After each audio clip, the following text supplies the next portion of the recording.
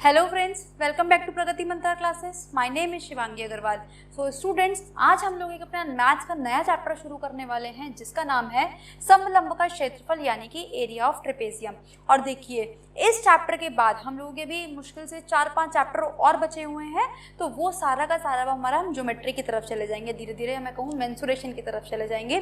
जितना भी हमारा अंक गणित का, बीज गणित का चैप्टर्स थे, पार्ट थे, वो सब हम कवर अप कर चुके हैं, जिसको आप प्लेलिस्ट सेक्शन में जाकर सारी की सारी वीडियोस को चेक कर सकते हैं। अब समझते हैं कि आखिर ये जो ट्रेपेजियम होता है ये होता क्या है। देखो स्टूडेंट्स, आप लोग कभी ना सिनेमा हॉल में या फिर क्या कहते हैं सिनेमा घर में गए होंगे पिक्चर्स देखने के लिए। तो जब आप गए होंगे तो वहाँ पे आपने एक पॉपकॉर्न का डब्बा भी खरीदा होगा। अब जनरली अगर हम छोटे वाले पॉपकॉर्न की बात करें, एक तो हमारे पास बकेट साइज़ वाला आता है, एक हमारे पास एक, अगर मैं कहूँ, कागज़ का जो एक तरह से पैकेट बना हुआ होता है उसमें आता है। तो अगर आपने ध्यान दिया हो तो उसकी शेप हमारे पास कैसी होती है, हमेशा इस तरीके की। जो हमारे पास बकेट की शेप होती है वही उसकी शेप होती है। या फिर मैं कहूँ आपसे कि आपने हैंड पर्सेस देखे होंगे लड़कियों के हाथों में, आपके टीचर्स भी आते हैं स्कूल में, जितनी भी फीमेल टीचर्स होती हैं, तो उनकी शेप भी हमारे पास कैसी होती थी, कुछ इस तरीके की शेप होती थी, है ना। तो इस शेप की खास बात क्या होती है स्टूडेंट्स, कि जो इसकी आमने सामने की भुजाएं होती हैं, एक जोड़ा ऐसा होता है कि वो हमेशा समांतर रहता है, यानी कि वो हमेशा पैरेलल रहता है, और बाकी के जो दोनों भुजाएं होती हैं ये हमारे पास असमांतर होती हैं, यानी कि ये पैरेलल नहीं होती हैं। अब देखो, पैरेलल लाइंस का, समांतर लाइन का ना एक बहुत अच्छी खास बात होती है, वो क्या, कि उन दोनों का जो डिस्टेंस होता है, उन दोनों के बीच में जो डिस्टेंस होता है वो हमेशा सेम रहता है। जैसे कि जो हमारी रेलवे लाइन होती है, जो हमारी रेल की पटरियाँ होती हैं, वो हमेशा पैरेलली बिछाई जाती हैं, ठीक है। तो उनके बीच का डिस्टेंस कभी कम नहीं होता, क्योंकि देखो ट्रेन एक सॉलिड चीज़ है, अगर डिस्टेंस कम होगा तो ट्रेन अपनी ट्रैक से हिल जाएगी, ट्रेन गिर जाएगी। तो समांतर लाइनों की खास बात यही होती है कि उनके बीच का जो डिस्टेंस होता है वो हमेशा सेम रहता है, चाहे मैं उसको यहाँ से नाप लूँ, चाहे मैं उसको यहाँ से नाप लूँ, ठीक है। तो ऐसी एक शेप जिसमें कि दो भुजाएं समांतर और दो भुजाएं असमांतर होती हैं, ऐसी ही फिगर को, ऐसी ही आकृति को हम क्या बोलते हैं, ट्रेपेजियम यानी कि समलंब, ठीक है। अब आप फिगर में देख ही पा रहे हो कि मैंने इस समलंब की 4 भुजाएं बनाई हुई हैं, ठीक है। यानी कि इसकी कितनी साइड्स होती हैं, 4 साइड्स होती हैं, मतलब ये एक तरह का क्या होता है, चतुर्भुज होता है। अभी हम आगे जाके चतुर्भुज का चैप्टर कवर अप करेंगे, तो वहाँ पे जाके हम इन सारी प्रॉपर्टीज़ के बारे में बहुत डिटेल में पढ़ेंगे। लेकिन क्योंकि हमारे इस चैप्टर का नाम क्या है, समलंब का क्षेत्रफल, तो केवल और केवल हमें यहाँ पे किसके बारे में डील करना है, इसके क्षेत्रफल से डील करना है। अब क्षेत्रफल से डील करने से पहले, इसका फॉर्मूला समझने से पहले हमें इसकी भुजाओं को अच्छे से समझना होगा। देखो, आपको यहाँ पे 4 भुजाएं दिखाई दे रही हैं, एक तो AB और एक हमारे पास AD और एक हमारे पास है BC। देखो, जो AB है और DC है ये आपस में है पैरेलल, यानी कि आपस में है समांतर। अब अगर ये समांतर हैं तो इनके बीच का जो डिस्टेंस होगा वो भी सेम होगा, जिसको मैंने यहाँ पे H से डिनोट किया हुआ है। मैं मान लेती हूँ इस पॉइंट को E, तो जो AE है ये इन दोनों के बीच का डिस्टेंस है। अब बात आती है इसके फॉर्मूले की, कि अगर हमें इसका क्षेत्रफल निकालना हो तो उसके लिए हमारे पास फॉर्मूला क्या होगा। तो देखिए स्टूडेंट्स, इसके फॉर्मूले की तरफ चलते हैं। तो जो समलंब के क्षेत्रफल का फॉर्मूला होता है वो होता है हाफ मल्टीप्लाई समांतर भुजाओं का योगफल, समांतर भुजाओं का योगफल गुणा ऊंचाई, ये होता है इसका सूत्र।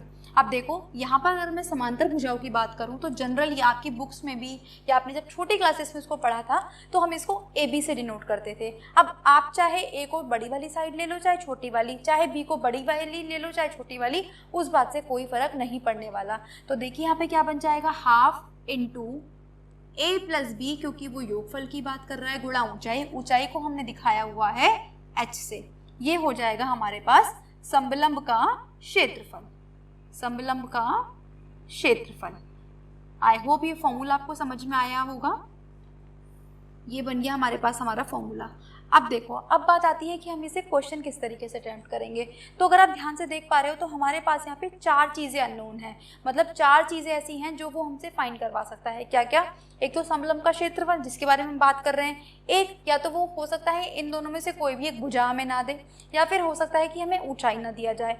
तो केवल और केवल वो क्वेश्चन में बस क्या करेगा, इन्हीं चारों चीज़ों के आसपास खेलता रहेगा, है ना। कभी कभी वो आपको ये तीनों चीज़ें दे देगा और आपसे समलंब का क्षेत्रफल निकलवा लेगा। फिर वो आपको क्या करेगा कि मान लो उसने क्षेत्रफल दे दिया, इस बार वो आपसे ऊंचाई पूछ लेगा, या फिर इस बार वो आपसे कोई भी एक इसकी भुजा पूछ लेगा। तो बस हमें क्वेश्चन को पढ़ना है, हमें समझना है कि उसने क्या दिया हुआ है, कहाँ पे उसे रखना है और कैसे दूसरी चीज़ निकालनी है। तो चलिए बिना देर करे चलते हैं अपने क्वेश्चंस की तरफ।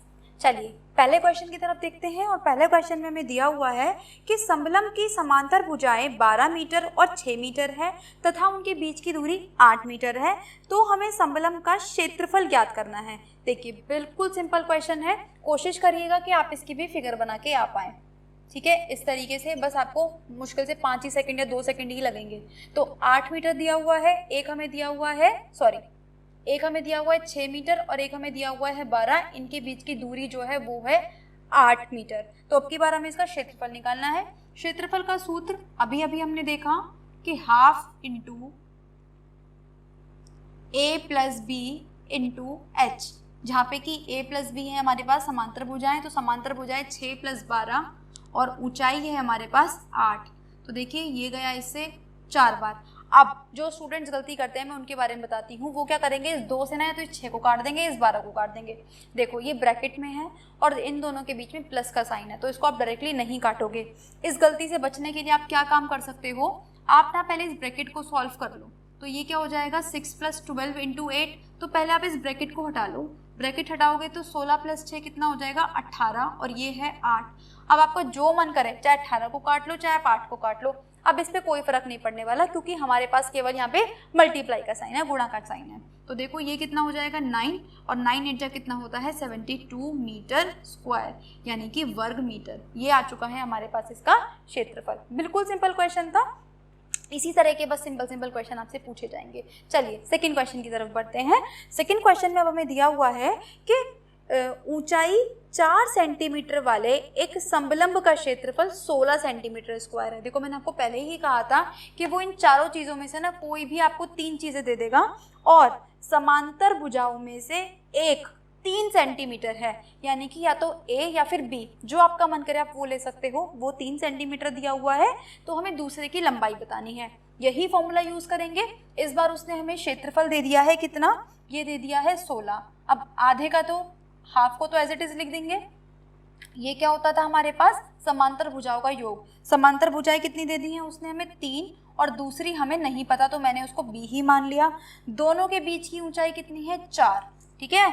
अब वो बोल दे चाहे 4 ऊंचाई वाले चाहे 5 ऊंचाई वाले, इसका मतलब यही है कि उसने हमें इन दोनों साइडों के बीच की ऊंचाई दी हुई है। सॉल्व करना शुरू करेंगे तो देखो कैसे करोगे।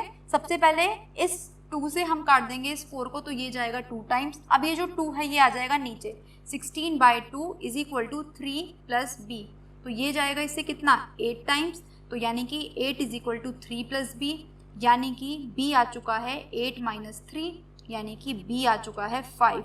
अब यूनिट क्या लगानी है, क्योंकि क्वेश्चन में हमें सेंटीमीटर में सब कुछ दिया हुआ है तो आंसर भी सेंटीमीटर में आएगा, यानी कि जो हमारे पास b की लेंथ है, लंबाई है, वो कितनी आ चुकी है 5 सेंटीमीटर। ठीक है, तो वही 4 चीज़ों में से 3 चीज़ें आपको 100% क्वेश्चन में दी गई होगी, केवल आपको चौथी चीज़ निकालनी है। एक चीज़ और स्टूडेंट्स कि इस चैप्टर का अगर आप प्रीवियस ईयर उठा के देखोगे ना तो आपको कहीं प्रीवियस ईयर में केवल और केवल इसका फॉर्मूला ही पूछ लिया गया है, तो फॉर्मूला आपको बहुत अच्छे से याद रखना है। और एक चीज़ और, आप वहाँ पर ये वाला फॉर्मूला नहीं लिख कर आएंगे, आप वहाँ पर वही फॉर्मूला लिख कर आएंगे जो मैंने आपको स्टार्टिंग में बताया था कि समलंब का क्षेत्रफल बराबर हाफ, ब्रैकेट में लिखकर आओगे समांतर भुजाओं का योग गुणा ऊंचाई। क्योंकि एग्जामिनर को कैसे पता चलेगा कि ए क्या है, बी क्या है, एच क्या है। अगर आप ए, बी और एच लिखना चाहते हो तो आपको इस तरीके की फिगर भी ड्रॉ करके आनी पड़ेगी एग्जाम में।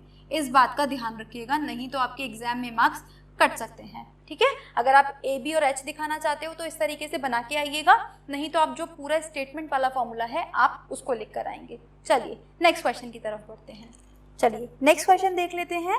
और इस बार उसने हमें दिया हुआ है कि 5 सेंटीमीटर ऊंचाई वाले एक समलंब का क्षेत्रफल 54 सेंटीमीटर स्क्वायर है। यदि समांतर भुजाओं में से एक भुजा 12 सेंटीमीटर है तो दूसरी भुजा की लंबाई ज्ञात करनी है। बिल्कुल same to same as it is वही क्वेश्चन जो कि हमने अभी भी किया था। चलिए फटाफट से शुरू करते हैं। तो क्षेत्रफल बराबर हाफ इंटू ए प्लस बी इंटू एच। अब देखो क्षेत्रफल हमें दिया हुआ है 54, ये है हमारे पास हाफ। अब इनमें से एक भुजा है 12, दूसरी भुजा हमें नहीं पता, और ऊंचाई इसकी दी गई है 5। हमें करना है इसको सॉल्व। देखो कैसे करोगे, इस 2 को ले जाओ आप इधर, तो ये हो जाएगा 54 इंटू 2, और ये 5 आ जाएगा नीचे, ये आ गया यहाँ पर नीचे, और ये आ गया 12 प्लस में 5। ठीक है, गुणा करोगे तो ये आएगा 4 2 जा 8, 5 2 जा 10 अपॉन में 5 is equal to 12 plus B. Solve करोगे तो अब की बार ये पूरा तो कटने वाला है नहीं, तो पॉइंट में जाएगा ये 5 2 जा 5 1 जा, और बचेगा 0.3 यानी कि 6 is equal to 12 plus B. जैसे ही आप इसको इसमें से माइनस करोगे तो ये क्या आ जाएगा, तो ये आ जाएगा स्टूडेंट्स बी का मान यहाँ से 9.6। अब क्योंकि सारी कैलकुलेशन हमें सेंटीमीटर में दी गई है तो आंसर भी हमारे पास सेंटीमीटर में आ जाएगा।